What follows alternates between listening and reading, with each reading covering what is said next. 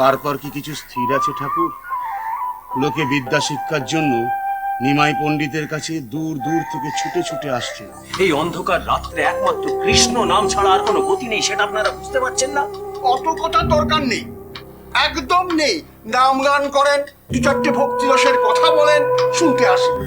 চন্দ্রগ্রহণের পর ধরাধামে অবতীর্ণ হলেন। এরপর হ্যাঁ, এরপর আর কি হবে? আপনি তাকে বুঝিয়ে শান্ত করে কোনো এক নির্জন স্থানে রেখে এসেছেন, কিছু খেতেও দিয়েছেন।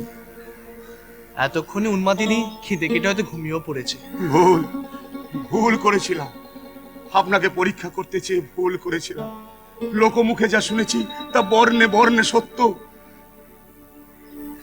আপনি কি এমন ভাবে গ্রামের সমস্ত সমস্যা সমাধান করেন? আপনি কি এমন ভাবে সামনে থেকে নেতৃত্ব দেন? নেতৃত্ব দিই কিনা জানি না, তবে ওই ঘরের খেয়ে বোনের মোষ তারাই এটুকু বলতে পারেন ঠাকুর। কোনো বিধবার তাও হচ্ছে না, কোনো অনাথিনীর বিবাহ হচ্ছে না, কোনো কুষ্ঠরোগীর চিকিৎসা হচ্ছে না। এইসব দায় আমার ঘাড়ে এসে পড়ে। এইসব আতুর অসুস্থরা আমার দিকে তাকিয়ে থাকেন, এইসব সেবা যত্ন করেই দিন কাটায়। বেশ তো, সেবাই পরম ধর্ম। হ্যাঁ হ্যাঁ, আমার বাবা বলেছিলেন সেবাই পরম ধর্ম। জানেন ঠাকুর, আমার জন্ম রবিবার, সূর্যের দশায় জন্ম। আমি যখন জন্মগ্রহণ করি তখন আমার এই হাতের তালু দুটো ছিল টকটকে লাল। আমার পিতা ছিলেন জ্যোতিষী, তিনি গণনা করে বলেছিলেন রবির স্থান প্রবল, নিরোগ শরীর। হ্যাঁ হ্যাঁ, আমার রোগ ব্যাধি হয় না। আমার বাবা বলেছিলেন আতুর অসুস্থদের সেবা করুন। কথাটা মনে ধরেছি। রবি স্থান উচ্চস্থ, এমন প্রবল প্রতাপ কজনের ভাগ্যে জোটে বলুন? তা জানি না ঠাকুর, তবে পাঁচ গায়ের লোক মান্যি করে, ফুৎকারে উড়িয়ে দেয় না, বিধান দিলে মেনে নেয়।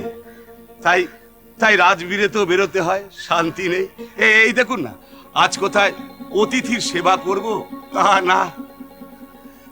মার্জনা করবেন ঠাকুর। এ কি বলছেন আপনি? আপনি মহৎ কাজেই বেরিয়েছিলেন, তা সে উন্মাদিনীর কোনো পরিচয় পেলেন? এরকম উন্মাদ আগে কখনো দেখিনি। এক বিচিত্র উন্মাদ। কিরকম?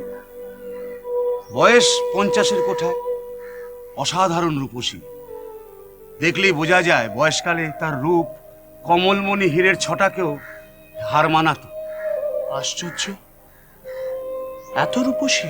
শুধু কি তাই, নৃত্য গীতাদিতেও বেশ পটু ছিল, যদিও ওই যবনের সঙ্গীত। খেতে পায় না, মলিন বেশবাস, সারা দেহে দগদগে ঘা। কিন্তু কি আশ্চর্য, সুর তাকে ছাড়েনি। সুরের মজাই তো এই, যে পায় না সে সারা জীবন শুধু খুঁজে যায়, আর যে পায় সে এমনি এমনি পায়। কোনো অবস্থাতেই তাকে সুর ছেড়ে যায় না। তো তার পরিচয় কিছু জানতে পারলেন? কিছুতেই স্বীকার করলো না, বললেই নাকি তাকে হারেমে ফেরত পাঠিয়ে দেবে। তবে অনেক কষ্ট করে জানতে পেরেছি সে নাকি গৌরেশ্বরের পেয়ারের বাঁধি ছিল। সে কি? কোথায় গৌর আর কোথায় এই পূর্ববঙ্গ? কোথায় যেতে চায় সে? সেখানেও তো সমস্যা। সে যেতে চায় নবগ্রামে। এই পূর্ববঙ্গে 7-8টি নবগ্রাম আছে, আপনাদের ওদিকে আছে কিনা জানি না। কোথায় পৌঁছে দিই বলুন তো? ঠিকই বলেছেন, আমাদের ওইদিকে কয়েকটি গ্রামের নাম নবগ্রাম, কিন্তু সেখানে সে যেতে চায় কেন? সে নাকি মঞ্জু বেগমের বাবা শ্রীধর ঠাকুরের খোঁজে বেরিয়েছে। কি নাম বললেন?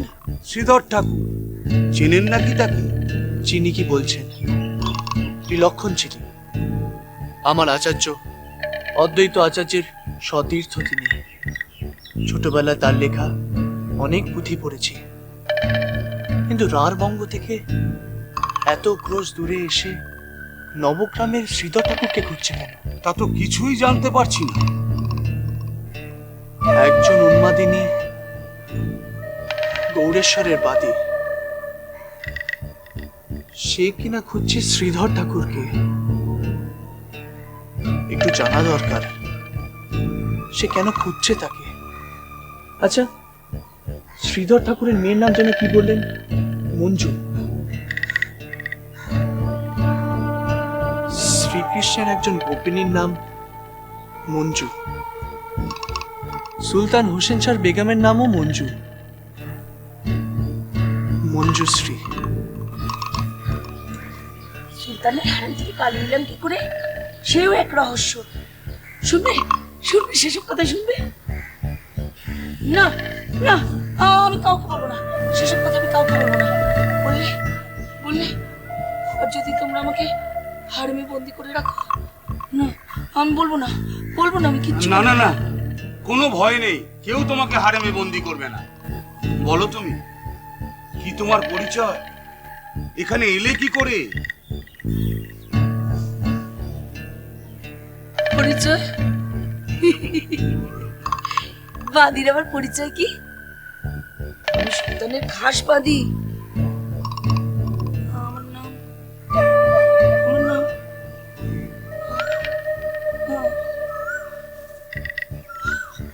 আমি আমি গান গাইতে পারি, শুনবে শুনবে? আমি না নাচতেও পারি। মুন্নি বেগম কোথায় গেল? মুন্নি বেগম, মুন্নি বেগম এই তো এখানে ছিল, সেই যে ওরা ধরে নিয়ে গেল। উহ, উহ, কি যন্ত্রণা, কি যন্ত্রণা। আচ্ছা আচ্ছা, তোমরা কি সুলতানের লোক না ওদের? না না না, আমরা কারোর লোক নই, তোমার ভালো চাই, তোমাকে সাহায্য করতে চাই। বলো বলো, তোমার কি হয়েছিল বলো। কি আবার হবে? কি আবার হবে? এই দেখো দেখো, আমি কেমন কেমন দামি পোশাক পরেছি। নোংরা পোশাক দেখলে না মুন্নি বেগম ভীষণ রেগে যেত, তাই তো আমি দামি পোশাক পরেছি। তুমি আমাকে একটু সাহায্য করবে? সাহায্য? কি সাহায্য?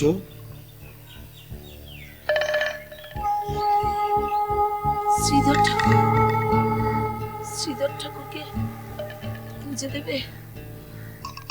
একটা একটা পুঁথি আছে, খুব দরকারি। পুঁথি? হ্যাঁ হ্যাঁ, পুঁথি খুব দামি, দামি পুঁথি। শ্রীধর ঠাকুরকে খুঁজে না পেলে, আচ্ছা আচ্ছা, তোমরা নিমাই পণ্ডিত আর অদ্বৈত আচার্যকে চেনো? আমি নিমাই পণ্ডিত। তুমি তুমি নিমাই পণ্ডিত?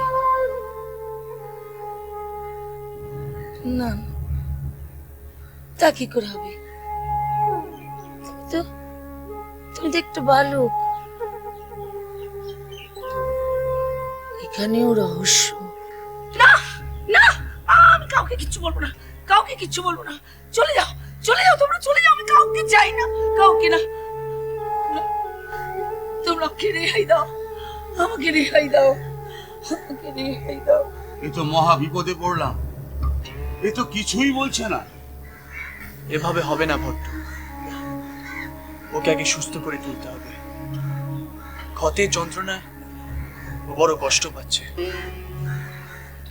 দেবে দেবে আমার আমার গা সারিয়ে দেবে। দেখো দেখো দেখো কিরকম ঘা, দেখো উফ, কি জ্বালা, কি জ্বালা জানো। লোকে না, লোকে আমাকে ঢিল মারে, খেতে চাইলে পাগলি বলে তাড়িয়ে দেয়। আমার আমার খুব লাগে, খুব লাগে। দেবে দেবে, দাও না, দাও না, আমার ঘা সারিয়ে দাও না, ঘা সারিয়ে দাও না, দাও না, দাও।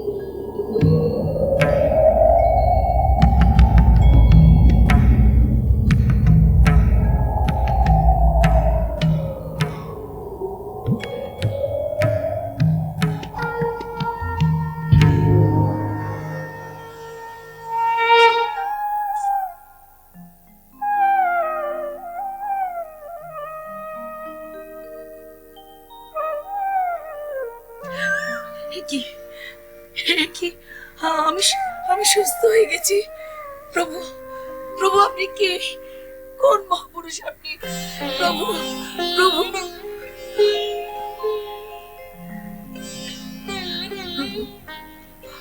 আমি তো আমার পরিচয় আপনাকে দিয়েছি, এবার আপনি আপনার পরিচয় দিন।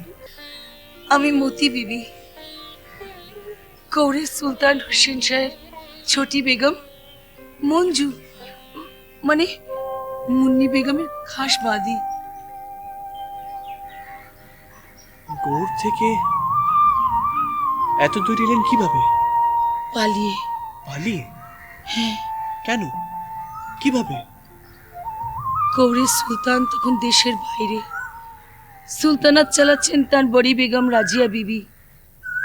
হাবশিদের অত্যাচারে দেশে তখন জরুরি অবস্থা জারি হয়েছিল।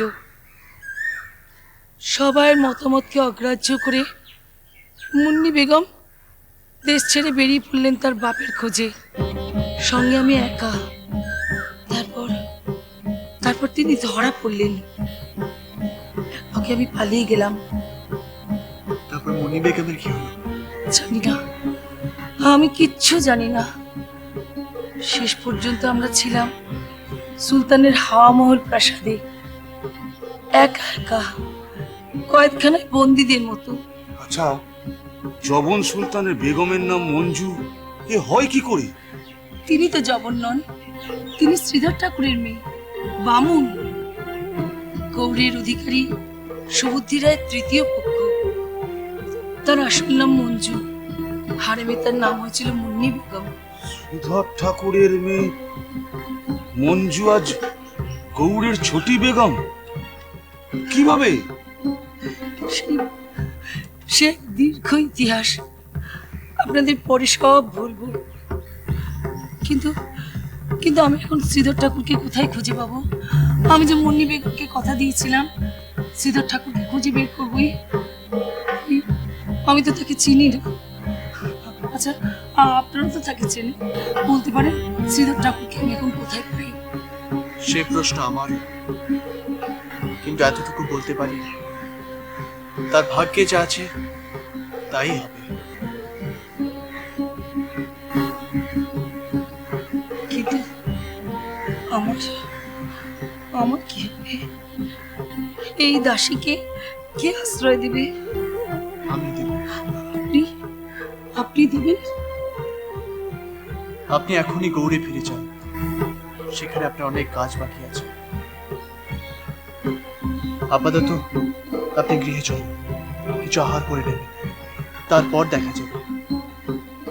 আচ্ছা, আপনি তো ভিন্ন কাজে শ্রীহট্টে যাচ্ছেন, আমি কি কিছু করতে পারি? আপনি অনেক কিছুই করতে পারেন ভট্ট। ঈশ্বর আপনাকে গুরু দায়িত্ব নির্দিষ্ট করে দিয়েছেন। মতি বিবির একটা ব্যবস্থা করে তারপর আপনি আমার সঙ্গে শ্রীহট্টে যাবেন। শুধু শ্রীহট্টে কেন, আজীবন আপনাকে আমি ছায়ার মতো অনুসরণ করব। আমি কি নররূপী গোপীনাথের সেবার সুযোগ ছাড়তে পারি? না ভট্ট, আপনাকে আরো অনেক বড় কাজ করতে হবে। বলুন, প্রয়োজনে আমি জীবন দিতে প্রস্তুত। না না ভট্ট, আপনাকে জীবন দিতে হবে না, আপনি জীবন বাঁচান। সূর্যের কিরণ যেমন ধরার প্রতিটি বিন্দুতে ছড়িয়ে পড়ে, ঠিক তেমনি হরিবল ধ্বনি ছড়িয়ে দিন প্রতিটি মানুষের মুখে, অন্তরে। আমি আপনার আদেশ প্রতিটি অক্ষরে অক্ষরে পালন করব, কিন্তু একটা প্রশ্ন। কি প্রশ্ন? শ্রীহট্টের পর কি আপনার সঙ্গে আমার মিলন হবে না? নিশ্চয়ই হবে। আপনি সপরিবারে পূর্ণ কাশীধামে গিয়ে বসবাস করবেন, সেখানে জীবের সেবা করবেন, নাম গান করে পাপী তাপীদের উদ্ধার করবেন। যথাসময় আপনার সঙ্গে আমার সাক্ষাৎ হবে। বেশ, তাই হোক। আপনার কথা মতোই আমি পথ চেয়ে থাকব। আপনার কথা মতো পূর্ণ কাশীধামের মানুষকে আমি হরিনাম বিলিয়ে আপনার শ্রীচরণে ঠাঁই পাওয়ার জন্য প্রতীক্ষা করব। নিশি প্রভাত হইল,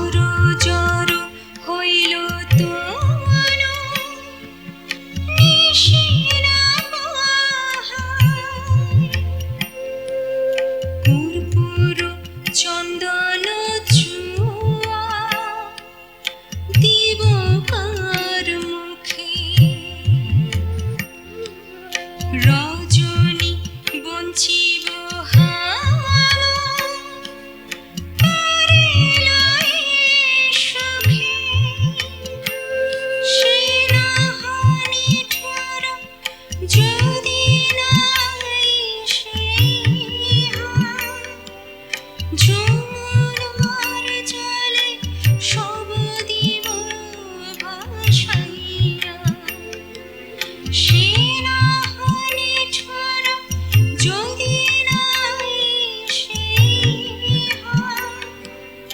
যমুনার জলে সব দিব ভাসাইয়া কার লাগি রাখি ইহা সংযোগ করিয়া চণ্ডী দাসে কহে তবে মিলিব আসিয়া।